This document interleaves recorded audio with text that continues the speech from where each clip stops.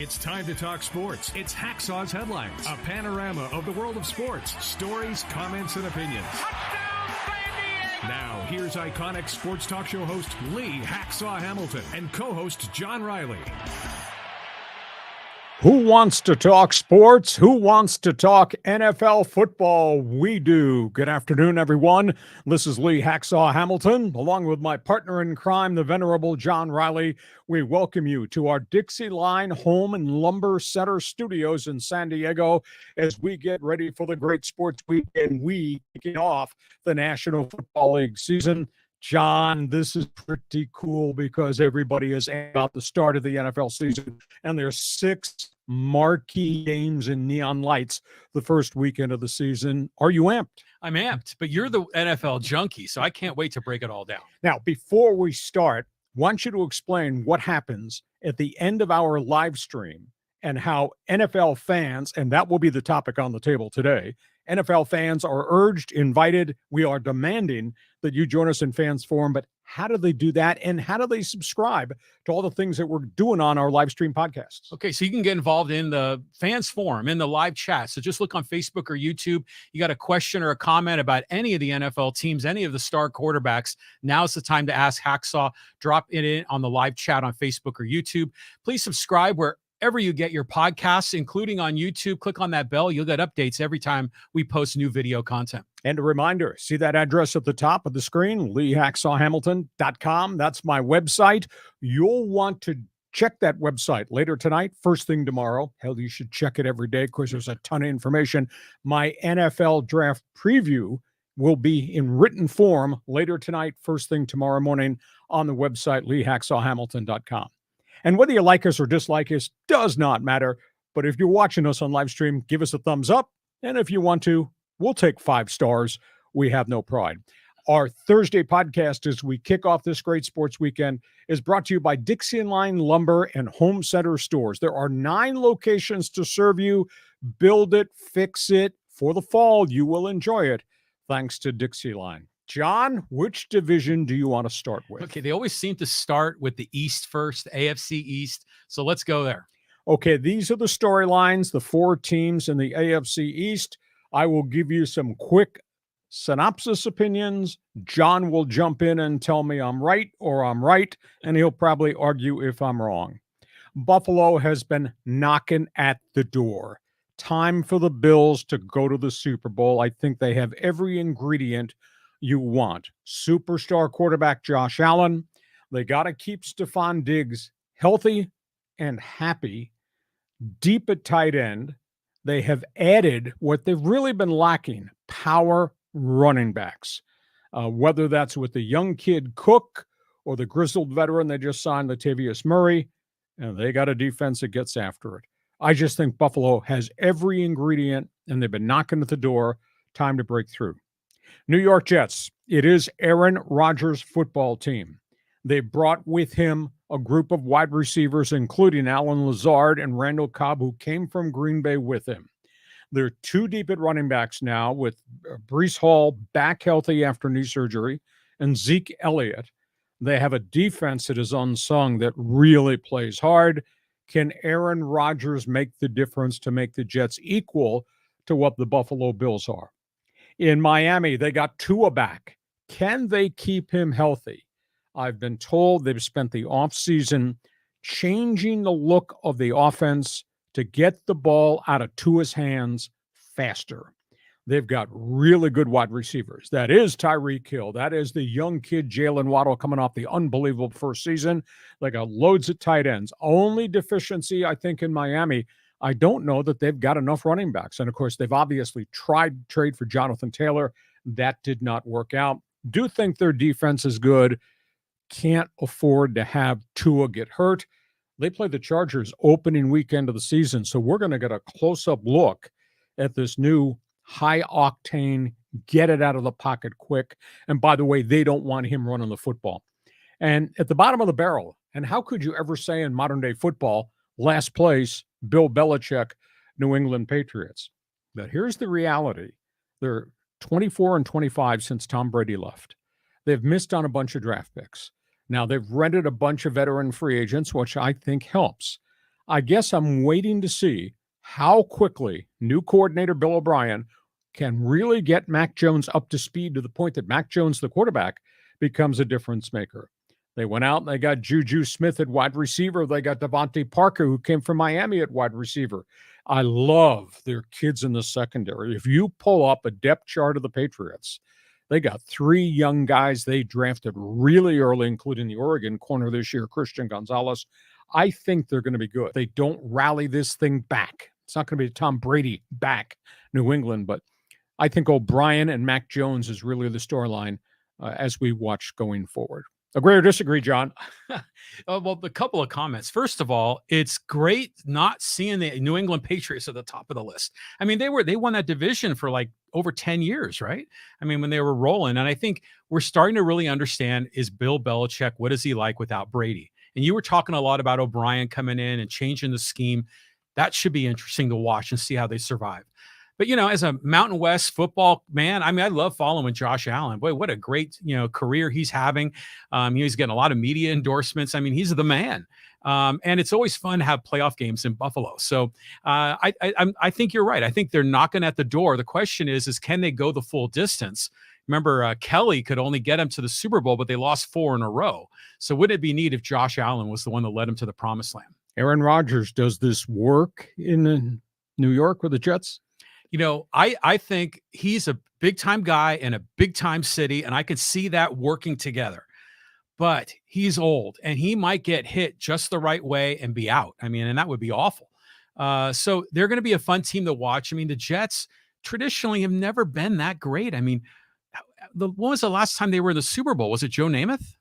Long time. And quarterback deficiency. It's been an issue, and they've drafted. It hasn't worked. Yeah, I mean, it's been forever. So if the Jets were to somehow miraculously have a great year, hey, good on New York Jets. I mean, there are a lot of hardcore fans of that team, and, they're finally getting the stars there. But hopefully they're not like the NFL version of the Padres, signing all these big names and end up crashing and burning. Okay, that's the AFC East. Where do you want to go next? Okay, let's go to the North, AFC North Division. I think, good headline, toughest division in the National Football League. I think you got the Bengals. Can they keep Joe Burrow upright? Huge question. They did spend a ton of money. They get Kansas City's left tackle, Orlando Brown. They got the 3 big play wide receivers led by Joe Burrow's LSU teammate, Jamar Chase, and that group is really good. I think the intangible thing is Joe Mixon's got to have a Joe Mixon 1,000-yard season to take some of the workload off that quarterback. My concern, they exposed Burrow so much throwing, and he takes so many hits, and he's had 2 major injuries in about a 4-year span. So I think that's a big question. The defense is young, defense is athletic, plays hard, but is that the best of the defense? Because they're not really added to that side of the football. I think Cincinnati is real close if Burrow is healthy. But my gut feel is Baltimore's right there with them, because what's changed with the Ravens is the persona of the offense. If I asked you, what's Ravens football mean to you? You'd say, run the damn ball and beat you up defensively. Right. And, of course, you got Lamar Jackson doing what Lamar Jackson does. But now they've gone out and they've added Odell Beckham Jr. And they went out and they got a speed guy on Nelson Aguilar. They got 2 tight ends they throw to, and they got 3 young kid wide receivers.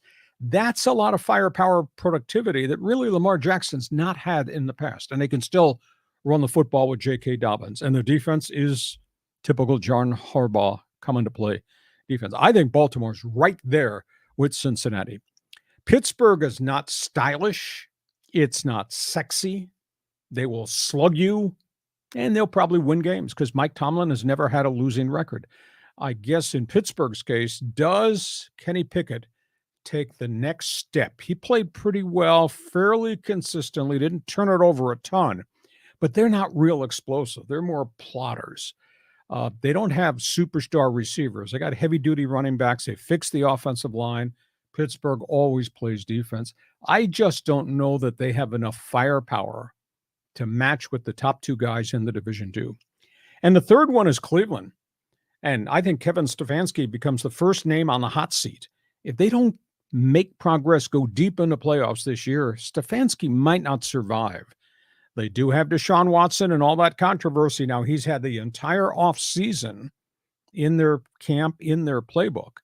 So if Deshaun Watson plays back to what he did in Houston, then suddenly I got to believe Cleveland is a team to be reckoned with, because they got as power a running back as there is in Nick Chubb. They got Amari Cooper. They got young wide receivers to go with them. They got Myles Garrett on defense. Only negative in Cleveland, their secondary's got a lot of young athletes, and they're always hurt, all of them. If Stefanski does not have a good season, I don't know if he survives. And Cleveland paid such a price to get Deshaun Watson out of Houston. I think it's the best division in football. No place for the timid. Toughest division in the NFL. John, agree or disagree? I love Joe Burrow. I love everything about that guy, the swag, the confidence, the cigars after he wins the big game. I mean, he's kind of like Deion Sanders, you know, he's got that energy, that charisma that I think is fantastic as a leader. Yeah, I'm curious to see about Lamar Jackson, how he does. He finally got paid. He finally got his receivers. Finally got healthy. And he finally got healthy. So maybe this could be the year, but God, imagine if you're a Cleveland football fan, that's got to be a rough go. I mean, they were awful for so long. Then they moved to Baltimore, and now Baltimore's good.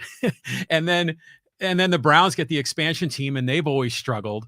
So they're kind of the young kid you always kind of root for to have a good year. I'm also looking at Kenny Pickett. I think he's a guy that, he's interesting. He's not a real big guy, but he knows he can kind of, has a little magic to him, and he's a local kid in Pittsburgh. So they'll be kind of fun to watch. Yeah, I think it's going to be a phenomenal division. Okay, we go from the good to maybe really the bad. The bad. Okay, so let's go to the South. Oh, my God. Yeah, weakest division, I think, in the National Football League. Now, that is good for the first team there. Jacksonville Jaguars had that bounce-back season last year.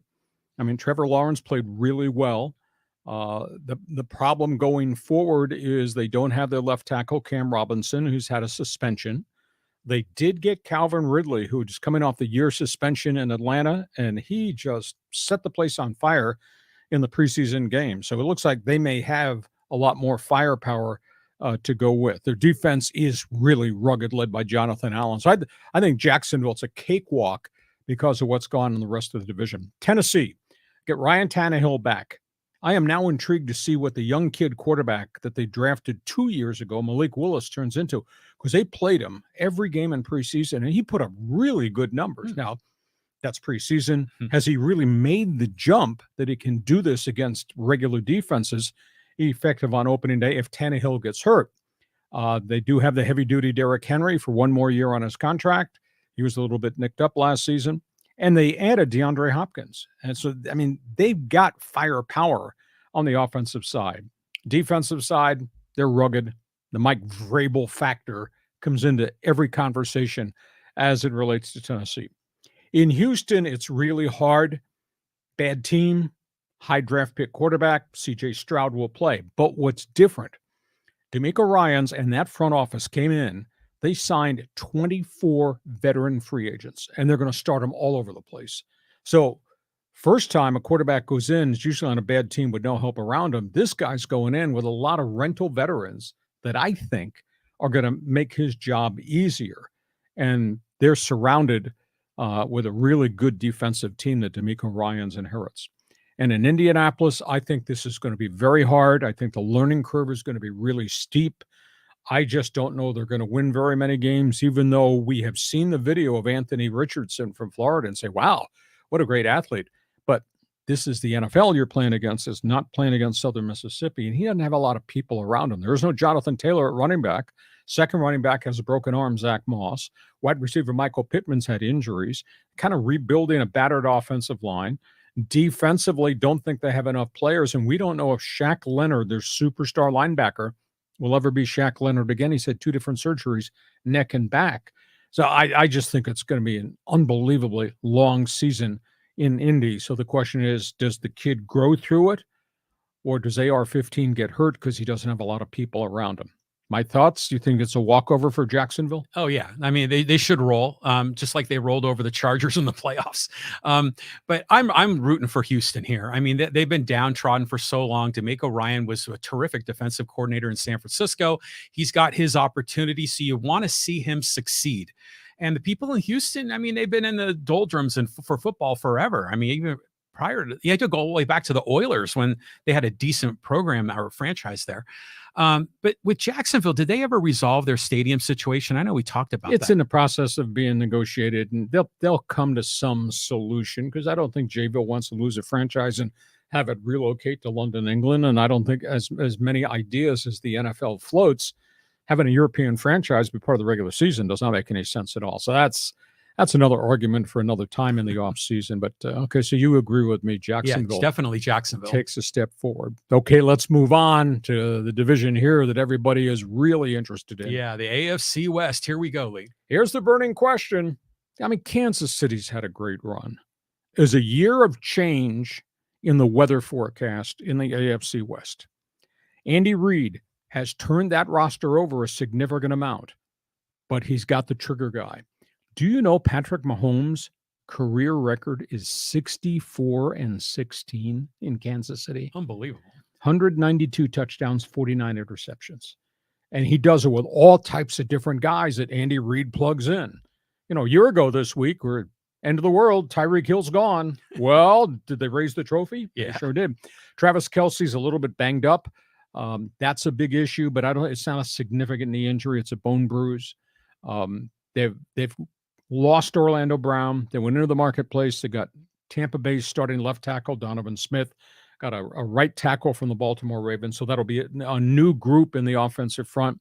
Pacheco had a great breakout season at running back last season. Kansas City is much better defensively, much more athletic. I think Chris Jones is going to get his money from the Kansas City Chiefs. So he comes in. They've drafted pass rushers 2 years in a row that have really made a difference. And their back seven is much more athletic. They were plotters before. It's really changed in the last year and a half. They added the Charger linebacker, Drew Tranquill. So I think Kansas City is the king until somebody knocks them off. But that somebody could be Justin Herbert and the Chargers. I've said this before. Only statistics over the next 17 weeks will prove me right or prove me wrong. I think this offense could be the equal of Phillip Rivers, LaDainian Tomlinson, Antonio Gates, because you got Justin Herbert, who I think is on the brink of becoming a superstar. Can't be a superstar, though, till he wins a playoff game. Right. Can't be a superstar unless you drag the Bolts maybe towards the Super Bowl and the AFC Championship game. That being said, he's done so much statistically. He's got 4 wides. He's got a pass-catching tight end. Looks like they got 3 different types of running backs. And nobody talks about the studs in the offensive line. And those guys, from Slater to Zion Johnson to Corey Linsley to their new right guard to their right tackle, Trey Pippins, who's kind of grown into the position, that's a really good group. So I think collectively, ton of firepower. Flip side, they paid a lot of money to cornerback J.C. Jackson. I mean, he's talked the talk and boasted, I'm back. Well, let me see if you're back, because he wasn't very good last year. He didn't fit that defense at all. And now he's coming off patella knee tendon surgery. Awful lot of young kids at cornerback and slot coverage corner. Can those guys hold up? And do they have enough inside at defensive tackle where they had a lot of injuries? That's a big question. That's the only question mark I have at the Bolts. Kansas City's really good. The Bolts could win 11 games. Can't afford any injuries on the defense. But I think that their persona is, we'll score 42. Well, you may have to score 42 because you got your defense that's got issues. And you're, by the way, you're in the division with Kansas City. Those are the two. Denver, Sean Payton arrives, going to fix Russell Wilson. The one thing he can't fix are the injuries. He went to camp with 5 receivers who had all had skill. He's lost 4 of them, season-ending injury. He's got one guy, Cortland Sutton. He's got tight ends he can throw to. But when you don't have deep down the field threat, you got a problem. Offensive lines had injuries. Those guys are getting healthy. Although he did sign Matt McGlinchey, the right tackle from the 49ers, is a pretty good player. Defensively, Vic Fangio 2 years ago built a really good defense. Most of that defense is back. A lot of young athletes who can run. To me, they're a little bit of a mystery. You know, what does Peyton do to make Russell Wilson different? Wilson's really been dedicated ever since that first speech, I am the law, when Sean Payton told him how it was going to be. So I'll be intrigued to see what Denver becomes. The Raiders just keep changing things, changing parts. This guy, that guy. Raiders are always influenced by the shiny little object out there, so they go get him. Jimmy Garoppolo, good one-loss record, can't stay on the field. Can they keep him on the field? They could be really good if Josh Jacobs, the running back, has what he had last year, which was like 18 all-purpose yards, and you get 1,800. And you got Devontae Adams. You're going to get Hunter Renfrow back healthy. Now they got rid of their tight end, Darren Waller. I don't know what they got in the offensive line. It's kind of a revolving door. I don't know that they've got defensive tackles. They do have Mad Max Crosby and their number 1 draft pick, Tyrell Evans. There's a problem with Chandler Jones off the field. I don't think he's going to be ready to play. Got a great young linebacker, hyperactive Diablo. Went out in the marketplace and rented some veteran corners led by Marcus Peters. I think potentially shiny new objects, maybe some of these guys pan out. But historically, the Raiders' shiny new objects have not panned out. And you got Jimmy G, who's got to stay on the field for them to be competitive. So that's my spin on the AFC West. I guess until you knock the king off the throne, the king is still the king in Kansas City. Yeah, and I think they're the chief, right? They're the chief of the division. My wife's been watching that quarterback series on Netflix, and they feature Patrick Mahomes, and she's always telling me, I like Patrick, but I don't like his wife or his brother. They're always getting in trouble. But yeah, the mad genius, the super genius, mad genius there, in Andy Reid, he's cooking up new things. Interesting to see all that young talent they brought in. But, with the Chargers, I still have this crazy mixed emotion because on one hand, I don't want them to be great because they abandoned San Diego. But on the other hand, they're a pretty interesting and exciting team to watch. So I'm getting sucked back into following the Chargers. But my emotions are with the Raiders. I mean, that was a team I grew up with in the Ken Stabler and Mark Van Egan days. But, they're going to struggle. But, there'll be somebody, the silver and black always has a little mystique. You mean the silver and bleak? And you are correct. I should lie on the couch till the psychiatrist comes because I am the one who coined the phrase, I want Justin Herbert to go 17-0, but I want Dean Spanos to go 0-17 for what he did to 55 years of loyalty in our NFL community. So that's a look at the AFC West. Hey, we get to halftime. John, by the time we're done, when we come back with the second half, by the time we're done, explain to everybody on our live stream, and look, they're stacked up like we're at LAX airport right now.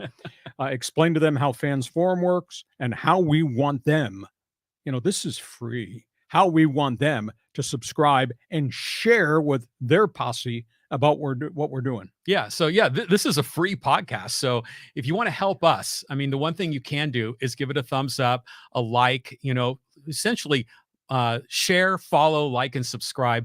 That boosts the numbers. That's good in the algorithm. It gets YouTube to recommend us more. We show it more on the Facebook feed. So yeah, that's always great. That's how you can share the love.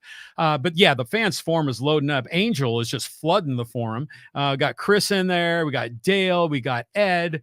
We've got John. I mean, so if you got a question or comment about any of these division races for Hacksaw, drop your comments in the live chat on Facebook or YouTube. And check my website, LeeHacksawHamilton.com. I will have a written version of my NFL preview on the website overnight. Later tonight, you'll be able to check it first thing every morning, and you should check the website every day. You'll really be fully informed. And by the way, we should say thank you. We just vaulted past 100 podcasts that we have done since we started this thing 12 months ago. We are almost to 3,000 subscribers on the podcast. We're north of 10,000 subscribers on Instagram. Yeah, it's close to 12, actually. People are everywhere. So we say thank you to that. Our podcast is brought to you by Dixieline Lumber and Home Center stores. Hey, get fall project savings now at Dixieline Lumber and Home Center. Power tools, paint, doors, windows, decking, outdoor lighting. If you're going to winterize your home, they've got it all. And check out the great values by going to the website, Dixieline.com. Dixieline, fix it, build it, you will enjoy it.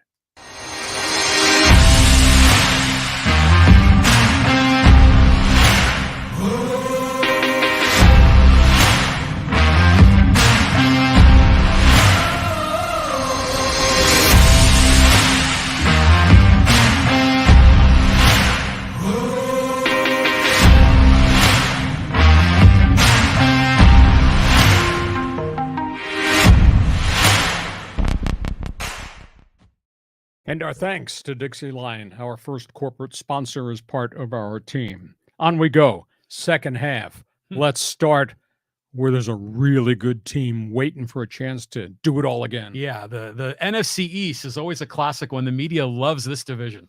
Well, if I said the AFC North was the toughest division, this one in the NFC, take no prisoners. You got Philadelphia, Super Bowl team. Jalen Hurts just grew up on the job. Unbelievable, gifted wide receivers. Bunch of Warriors offensive front. Lived off their defense. And then they go into the draft and they get Jalen Carter and Nolan Smith to go with what they had last year in Jordan Davis. They've changed the running game. They're bringing in DeAndre Swift, who was a really good running back at Georgia, had spurts in Detroit, but he kept getting hurt. Anyhow, he comes to Philadelphia to be the guy. And to me, they are the guy in the NFC East. In Dallas, this is new. You got Dak Prescott, and in Dallas, you got Mike McCarthy now calling the plays. I'm not going to say McCarthy is on the hot seat because Jerry Jones has not had a history of hitting the eject button on people. But they really need to win because they have not won in a long time. Super Bowl, that was a long time ago in the Troy Aikman era. Yeah. Dallas has got Dak. They just signed Brandon Cooks, the veteran receiver, to complement Michael Gallup and all the young guys, CeeDee Lamb, et cetera, at wide receiver. They got, finally, for the first time in a year and a half, a really healthy offensive line. And defense, where the hell is Micah Parsons? How do I block him? And then you got all the other guys that play off what Micah Parsons does. I think you may not like Jerry Jones. I think this is a really good Dallas Cowboy team. We'll see what the Mike McCarthy era is like now with the offensive coordinator, Kellen Moore, having vacated and gone to the Chargers. New York Giants, I think the big question at the Meadowlands, is that quarterback for real? You know, Daniel Jones was a high draft pick and just they threw him into the water and he almost sunk. And he bounced back. He had a really good year last year. Statistically, throw it, scramble, run it. But if you're a scrambling quarterback, you're eventually going to get hurt. I think the other thing is they're not going to creep up on anybody anymore. I think people will now know what they do offensively. They don't have a lot of sexy names at wide receiver. They do have Saquon Barkley. They do play really hard with a lot of young guys on defense. So can the Giants repeat what the Giants did last year? Because they were kind of fascinating in the first 2/3 of the season. Washington's got a great defense. Holy cow. I mean, you look at their front seven, I wouldn't want to try to move the football against them. They got Ron Rivera. Is the offense good enough? We're going to find out. They're giving the ball to this kid from North Carolina, Nick Howell. He's going to be the starter. It better work. They don't have a lot of skilled people around him. They got a running back in Antonio Gibson. They got a really good receiver, hyphen kind of tight end in Terry McLaurin. But I don't know that Washington's got enough. I still think they're far back in the pack. But what they do have is a new owner in Josh Harris, now that Daniel Snyder's gone to England. And I think there's a lot of enthusiasm about the team. So we'll see if this quarterback is really Sam Howell, whether he is the right guy. Eagles, Dallas, what do you think? Well, the Eagles for sure. I mean, they're going to be rolling. But I'm always curious about the soap opera in Dallas because they seem to disappoint their fans so often. And a lot of anti-Cowboy fans love laughing at their collapses in the regular season or in the playoffs. I mean, what is not working in Dallas? They've done really well drafting players. Now, they've had 2 years in a row, they've had significant injuries. Their offensive line was a mess. I mean, they lost Tyron Smith, the left tackle. Then Tyler Smith, the kid they drafted out of Tulsa, he got dinged. They lost the right side of the offensive line. Their center was forced into retirement. That was last year. The year prior, all the receivers were hurt, and they got rid of Amari Cooper. So they just have not had the full deck of cards. I think one of the intangible things, and I do not have an answer, might be the only time in the world I don't have an answer for you, John. You know, Ezekiel Elliott's gone. Yeah. And Tony Pollard is a fast guy, but can he hold up to the pounding that a heavy-duty back has to take? Or are they just going to chuck the ball all over the field and maybe not run it as much as they used to in the heyday of Zeke? So that storyline bears watching. Okay, we go from NFC East. Let's go north. Okay, go to the north. The NFC North. This is the Norris division, they say, right? Well, can Detroit live up to the hype? You know, they've been building towards this. I mean, mishandled franchise for so many years, if not decades. Dan Campbell came in. He was loud when he arrived. I mean, if you thought Deion Sanders was weird, Dan Campbell made a lot of bold-ass statements, and they've gotten progressively better and better. You know, drafting linemen, offensive tackles, guards, defensive guys, that's not sexy. But you look at their depth chart, all their draft picks are playing pretty well. And Detroit pushed themselves, kind of willed themselves that we might be a playoff team last year. I think they're a playoff team this year, and I'm kind of picking them to win. I think the most unique thing that they've done in Detroit is they reinvented the quarterback Jared Goff, who I thought was on his last legs and maybe out of the league, you know, after he came in the Matthew Stafford Rams trade. And now he manages games, and he has stopped throwing the ball into coverage and getting picks. And they run the ball, and they don't have any names you'd recognize at wide receiver, which is kind of weird. But collectively on the roster, they're better than any of they are individually. So I'm picking Detroit. There is no Aaron Rodgers. The veteran wide receivers are all gone. It is Jordan Love's team. The one thing about Green Bay is they got the heavy-duty running backs. I mean, they still got A.J. Dillon, and they still got Aaron Jones. But there's huge questions. They've had a lot of injury problems in the offensive line and at the defensive line. Do they have enough to complement Jordan Love? We'll find out what life after Aaron Rodgers is going to be like. Vikings, they got Kirk Cousins. They got Kevin O'Connell as head coach. They've got Justin Jefferson, who is a stud, big-time receiver. But they've gone through some real transition, and they had a lot of salary cap problems. And the offensive line's not the same. They shredded the defense. They've gotten rid of so many defensive starters in the last 2 calendar years. I just don't know that Cousins can do this by himself for 17 weeks. And then you got Chicago. Justin Fields was really something to watch the first half of last season. But quarterbacks who run the football get Paid. and get hurt. Hurt. And Fields got dinged, and they were never the same team. They traded for DJ Moore, who came from Carolina, so now he's got 1-star wide receiver.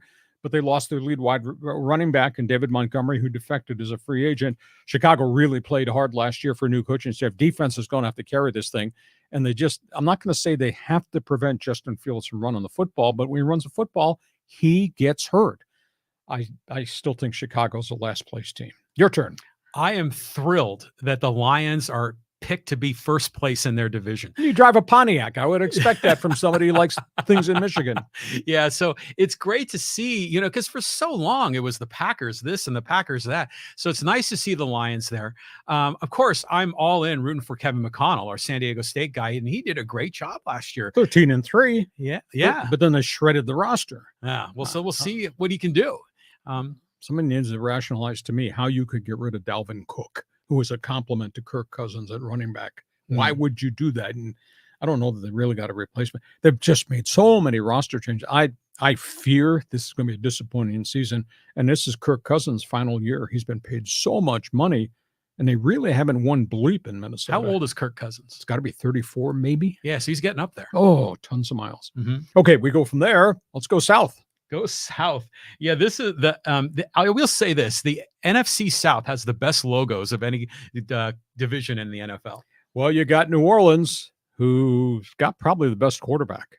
Actually, this division, all new quarterbacks, newbies. Derek Carr arrives from the Raiders.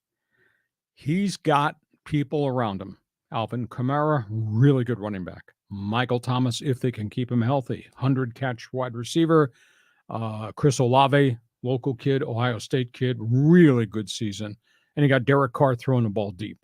I think they're going to be really good on offense. And nobody lists all the defensive players they've got that are pretty good, led by Cam Jordan. But Dennis Allen, the head coach, has got a pretty good defense. So I think this quarterback makes a world of difference in New Orleans. Tampa Bay, there is no Tom Brady. It will be Baker Mayfield. If he does not pan out, they're going to have to give the ball to Kyle Trask out of the University of Florida. They got wide receivers. They're 3 deep at wide receivers, led by the 100-catch guy, Mike Evans, by Chris Godwin. The big question is there still enough on defense?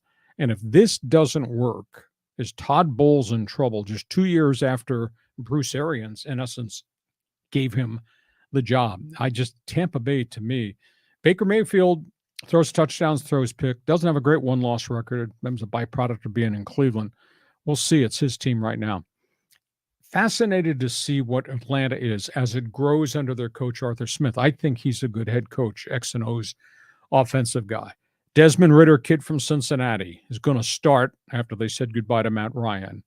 He's got Bijan Robinson, the rookie from Texas, who a lot of people project as maybe rookie of the year, the running back. Kyle Pitts, a wide receiver from SC, Drake London. They were really competitive, even though Matt Ryan had a wretched season last year. Defensively, they played really hard. I think Arthur Smith is a pretty decent coach. We'll see if Cam can make the difference at quarterback for them. And in Carolina, they start Bryce Young. They got Frank Reich. I just don't know they have anybody else around them. 2 years ago, they had Christian McCaffrey do everything running back, traded him. Last year, DJ Moore, leading receiver, they traded him. So now they traded in, and they've got Bryce Young. They do have a rugged defense led by Brian Burns. Do they have enough players on offense to put around the kid quarterback from Alabama?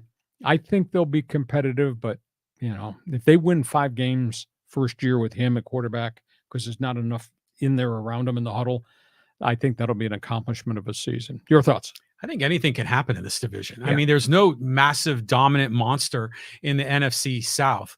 I'm curious to see what Derek Carr is like away from the Raiders, to see what he's really all about. Baker Mayfield is always an interesting guy to root for. So he's got his opportunity in Tampa. And then, the looking at the Bryce Young, that should be interesting to watch. Every one of these teams has an interesting storyline. Atlanta too, because Atlanta, with the exception of that one Super Bowl year about 5-6 years ago, they haven't been anything. So we'll see how this all progresses. I mean, clearly, if any of these teams make the playoffs, they're going to be an underdog to the other guys for sure. Yeah, but I like Derek Carr throwing what he throws down on Bourbon Street. I think he's got a lot of people around him, and maybe he's the difference maker that the last group of quarterbacks have not been. Let's come to the West Coast. Okay, here we go. So actually, it's this slide here. It's this one. Okay, here we go. Yeah, Niners, they're at the top of the list. We got 2 good ones at the top, and we got 2 bad ones at the bottom, and the NFC West could be the best, could be the worst.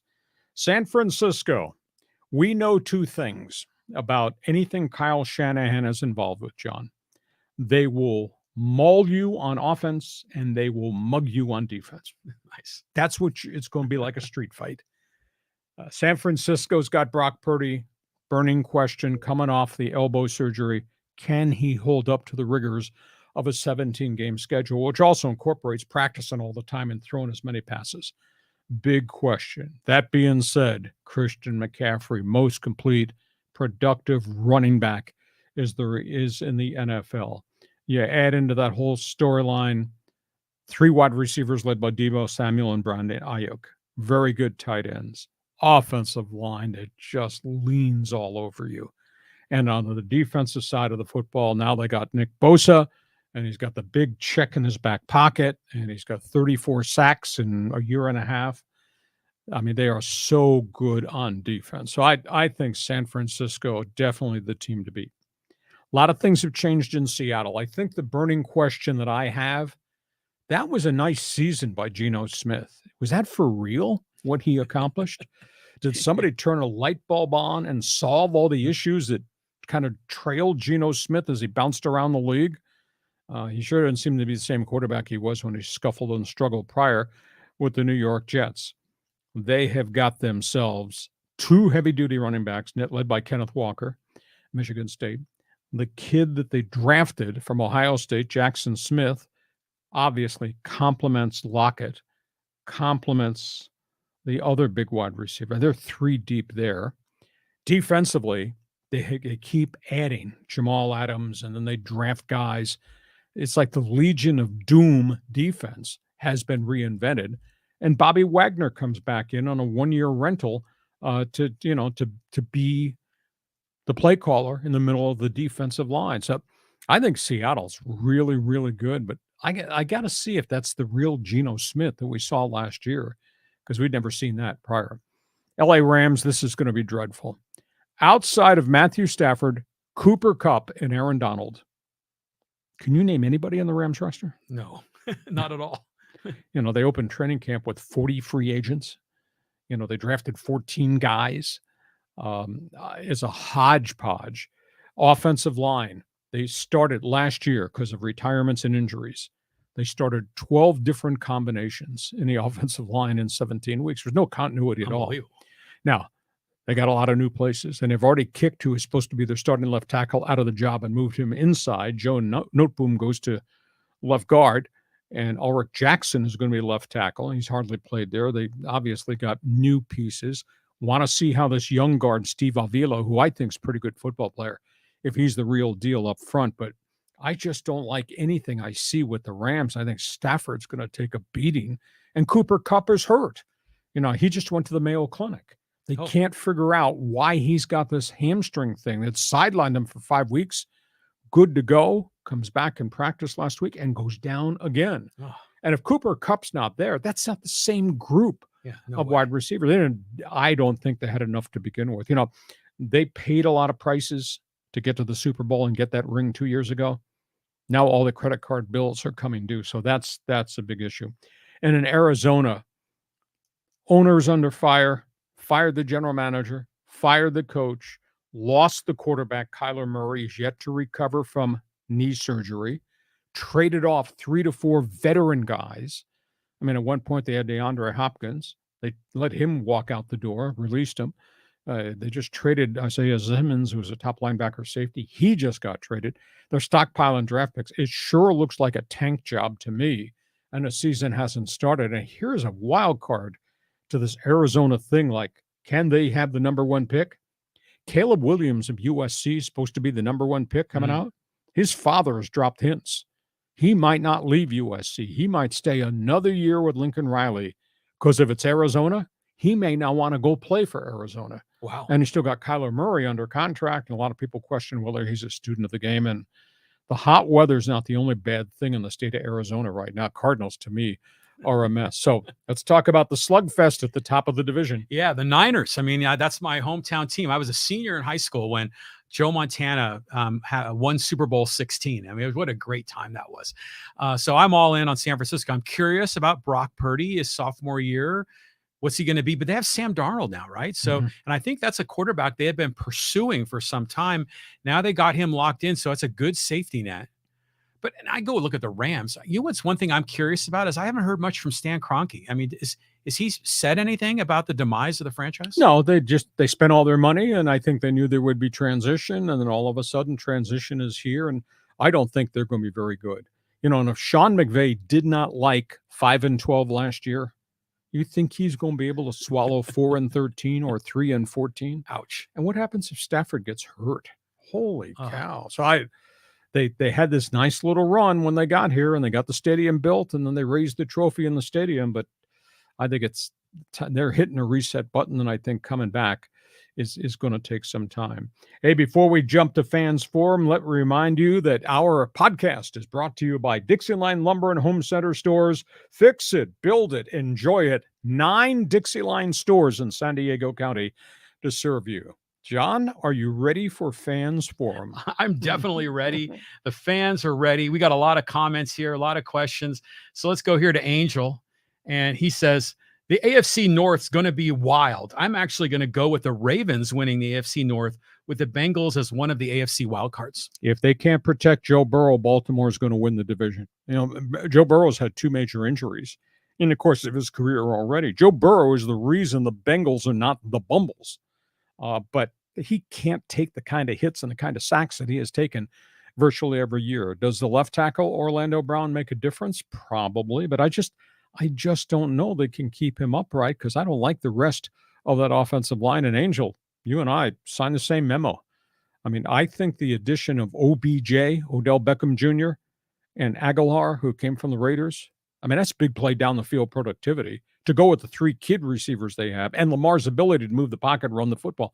I think the Ravens' personality is going to be drastically different on offense than it has been during the whole Lamar Jackson era, because it used to be 3 running backs, Lamar scramble, and then throw to the tight end Mark Andrews. It's going to be different. Angel, thanks for joining us in Fans Forum. Yeah, I think it's interesting because we've always known Lamar Jackson's this great talent, but the Ravens have never advanced deep in the playoffs, at least recently.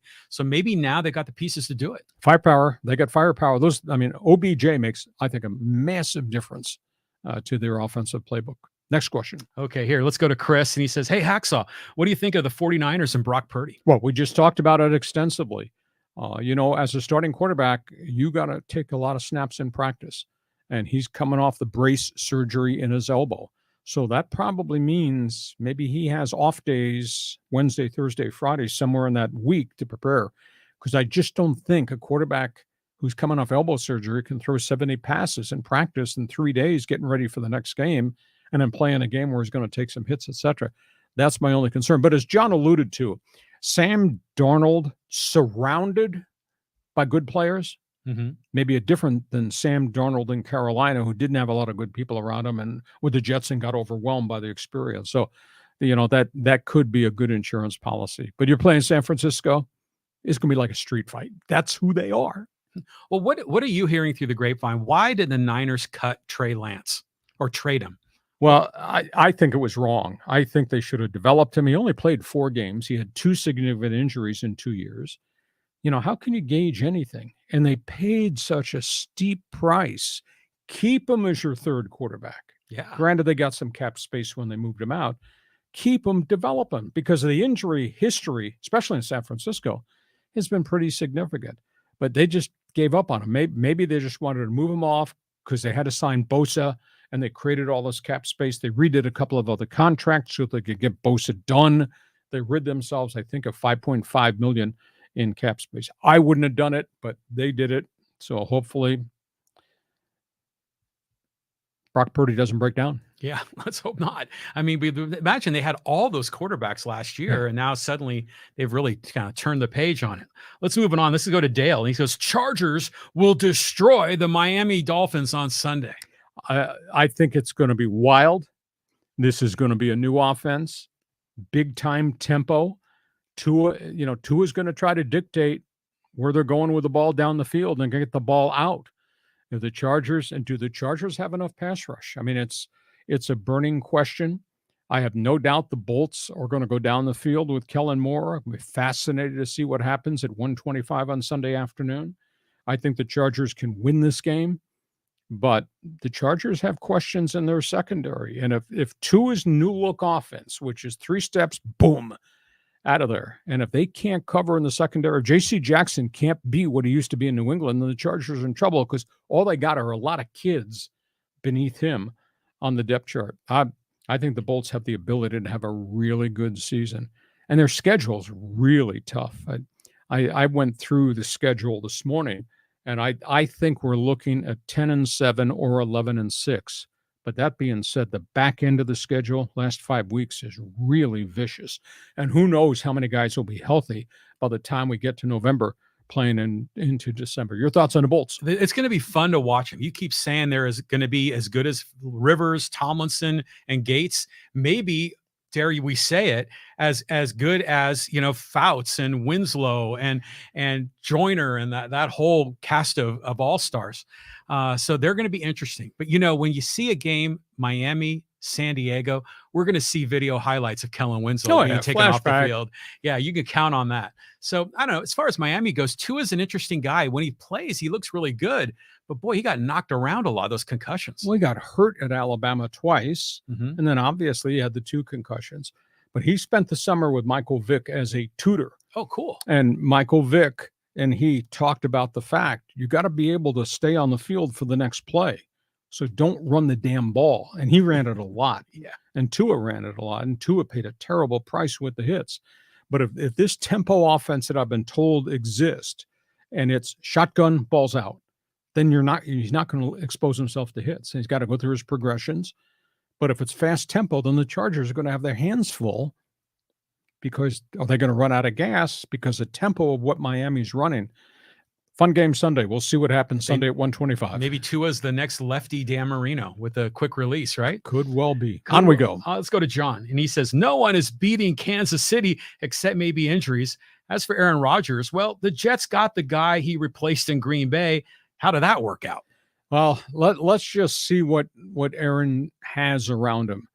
I mean, I look at depth charts and I say these guys can play. And he's now 2 deep at running back. Breece Hall can run it and he can catch it. Ezekiel will pound it. To me, the offensive front is the big issue because they lost 4 offensive tackles, Sean, last year with injuries.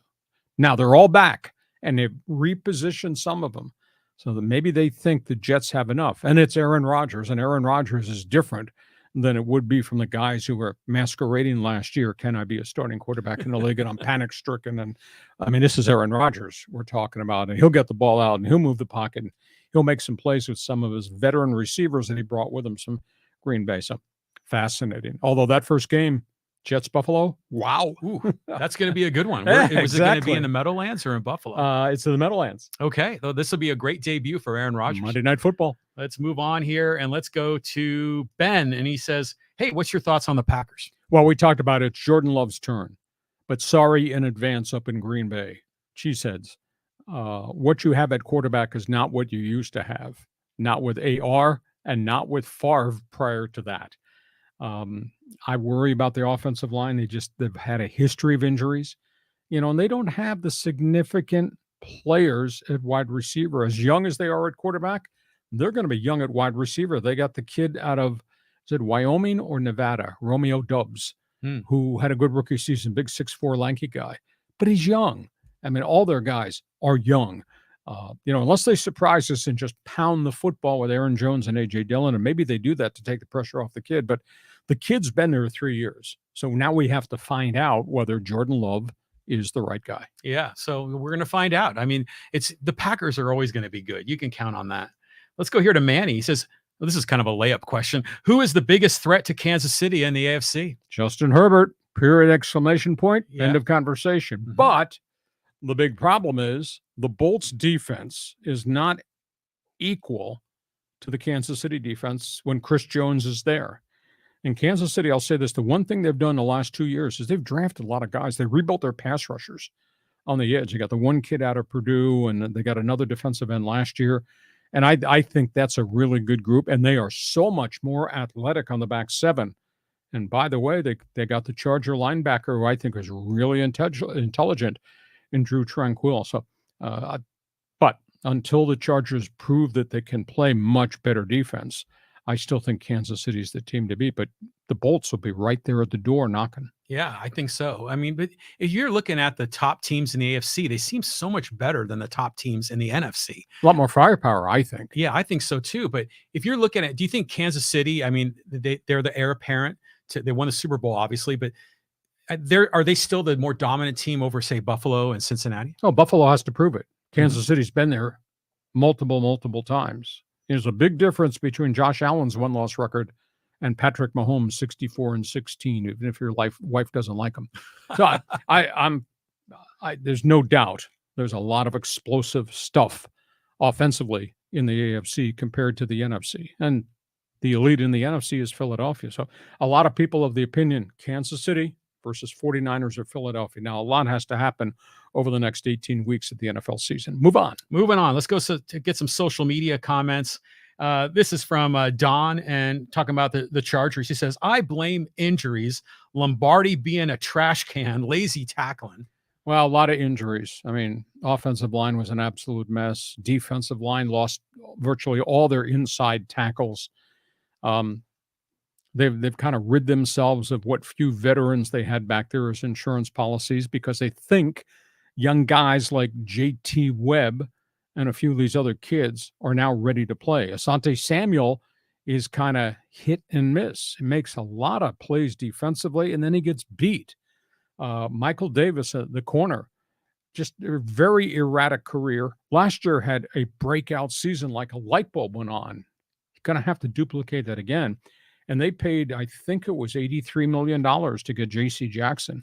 And I went back and I looked at video of him with New England, and he was really something. Single coverage, man up, making plays as an athlete. Last year, he looked lost. He made no plays, and then he got hurt.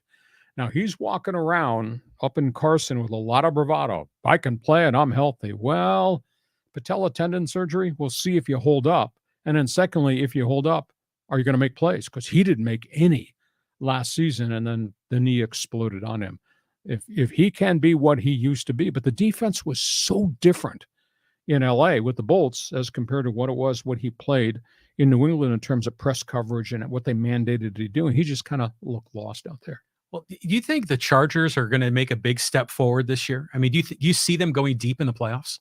Oh, yeah. They better go deep in the playoffs because this is the last time we're going to see this roster. John, they have, according to one of the salary cap experts, they're $80 million over the salary cap next season. 80. Well, because of Herbert's $50 million contract, right? Plus everybody, all those receivers and those pass rushers are making $30 million each against the cap. So it has to happen now because this is the last time I think this group is going to be together. Somebody's vacating at the end of the year. It's either Keenan Allen or Mike Williams or maybe Khalil Mack, or maybe two of them are going to have to leave because they're so far above the salary cap. Yeah, so they got to win it this year. Exactly. Okay, so let's move on here. We got one comment here about the Chiefs and Chris Jones. This is from Michael. He says, Chris Jones doesn't want to be in Kansas City. He wouldn't put forth the effort even if he did sign.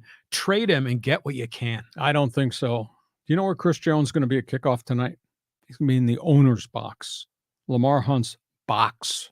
Clark Hunt's box at Arrowhead Stadium. They're going to get this done. It's just moving dollars around and what's the guarantee and what kind of bonuses are there. I think they'll get it done because it's too late in the equation for him to go anywhere else. And anybody that would trade for him would then inherit whatever his contractual demands might be of $30 million per season. But he'll be there and they'll get it done. And so I totally disagree with the statement, Mike, that he doesn't care. He wants to be paid. And when you look at his productivity the last couple of years, he's such a stud inside defensively. He's one of the fastest, quote, defensive tackles for a big guy as there is in the league. So they'll get it done after kickoff tonight. Well, imagine if the Chiefs struggle defensively. Then they'll probably get it done real quick because they'll need him back. But, we were talking about how Chris Jones needed to be paid, and so did Nick Bosa with the Niners. But you said Bosa re-signed, right? Yeah, Bosa got his money. He got all the money. Mm-hmm. I mean, it's absolutely amazing the kind of money. He got $122 million guaranteed. His base salary, his average salary, is now the highest in the NFL at $34.5 million of any defensive player on the planet. So they took care of him, and obviously, now in retrospect, in the rearview mirror, moving Trey Lance was part of that equation to free up a chunk of money, and they took one of their tackles and they restructured his deal to clear almost $30 million cap space. So, I mean, they had to move money around. They got the deal done. Who do you think is the better player, Chris Jones, Nick Bosa, or Joey Bosa? Oh, Nick Bosa for sure. Oh, really? But again, they're very different people. Mm-hmm. Nick is better than Joey because Nick can play the run. Joey can't. Chris Jones is just a different beast, and he plays inside a defensive tackle. But if you match big man versus big man, there's nobody like Chris Jones in the NFL inside at tackle. I mean, his ability to slug with people and get off double teams and make penetration and reach and grab.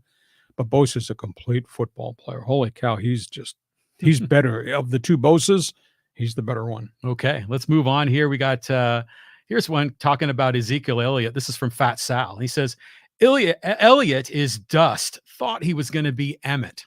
Well, he did well. He had 8 really good seasons, and I don't think he's used up. He had a knee problem last year. He's only 28 years of age. He had 8 rugged seasons. But how many Emmett Smiths are there on the planet? I mean, he was maybe the exception to the rule. But for the role they want to run out of that backfield, to keep defenses honest, he's going to help Aaron Rodgers a great deal because that's proven commodity. And the other kid they drafted out of Iowa State last year, Breece Hall, was having a phenomenal statistical season on a bad team till he went down. Now he is back. So in essence, you got Zeke running inside, Breece Hall darting and dashing outside, Hall catching passes out of the backfield. And then obviously this cadre of wide receivers that Aaron Rodgers has got to throw to, now led by his Packer teammate Alan Lazard and the old dog, Randall Cobb. So I think the Jets are going to be fun. And Aaron Rodgers is such a difference maker. Yeah. I'm waiting for the next like Aaron Rodgers statement that's going to throw Twitter off, because you can always count on that. But it's interesting too. We've talked about this, how the running backs, they just kind of churn. They once they get to around 29 or 30, they jettison them off the roster or they end up somewhere else as a backup. So Elliott's in that group. Yeah. Shall be fun going forward. Hey, listen, we hope you have enjoyed our NFL preview. Couple of programming reminders. Go to my website, leehacksawhamilton.com. I write on it every day of the week. I have a written NFL preview that'll be posted later tonight. You can obviously watch it going towards the big games on the weekend. We ask you to subscribe so you'll get the alerts every time we do something on our YouTube channel, and we do a lot. And we ask you to share. Tell your friends who we are, what we've accomplished. Give us a thumbs up. John needs friends. Give us a 5-star rating if you can. John, fun. I love doing these previews. Hope the fans have enjoyed it. And have yourself a great sports weekend. We'll talk to you Monday when we'll do autopsies on the first weekend of the NFL. So who do you like tonight, Thursday night?